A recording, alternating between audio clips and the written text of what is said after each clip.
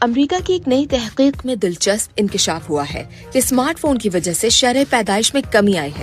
امریکہ کے national bureau of economic research کی حالیہ تحقیق میں انکشاف ہوا ہے کہ 2007 سے اب تک امریکہ میں بچوں کی پیدائش کی شرح میں 22% کمی آئی ہے۔ یہاں اس بات کا ذکر کرنا اہم ہے کہ پہلا آئی فون 2007 میں متعارف کروایا گیا تھا اور تحقیق میں آئی فون یا اسمارٹ فونز کو شرح پیدائش میں کمی کی وجہ قرار دیا گیا ہے۔ اسی لیے حالیہ تحقیق یہ جاننے کے لیے کی گئی کہ آئی فون کے متعارف ہونے کے بعد اسمارٹ فونز کے استعمال کی شرح پیدائش پر کیا اثرات مرتب ہوئے۔ 2011 تک آئی فون صرف ایک امریکی موبائل نیٹ ورک میں دستیاب تھے، اسی لیے متعدد علاقوں میں اس کا استعمال نہیں ہو رہا تھا، مگر اس دوران جہاں یہ آئی فون دستیاب تھے وہاں 15 سے 24 سال کی عمر کی خواتین کے ہاں بچوں کی پیدائش میں 4 سے 8% تک کمی آئی اور 24 سال سے زائد عمر کی خواتین کے ہاں بچوں کی پیدائش میں معمولی کمی آئی۔ اس حوالے سے محققین کا یہ بھی کہنا ہے کہ محض آئی فون کو ہی شرح پیدائش میں کمی کی واحد وجہ قرار نہیں دیا جا سکتا،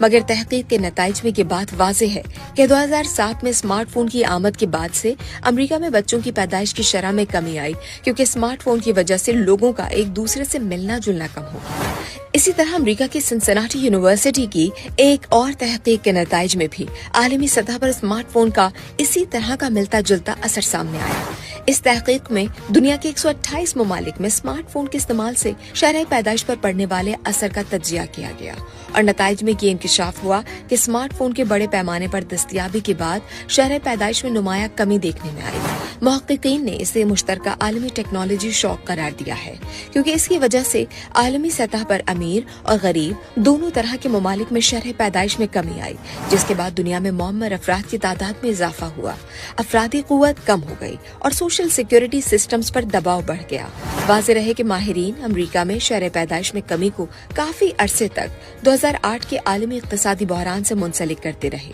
کیونکہ اس دوران کروڑوں افراد کو مالی مشکلات کا سامنا کرنا پڑا تھا، مگر جب معیشت دوبارہ بحال ہوئی تو بھی ملک میں شرح پیدائش معمول پر نہیں آئی۔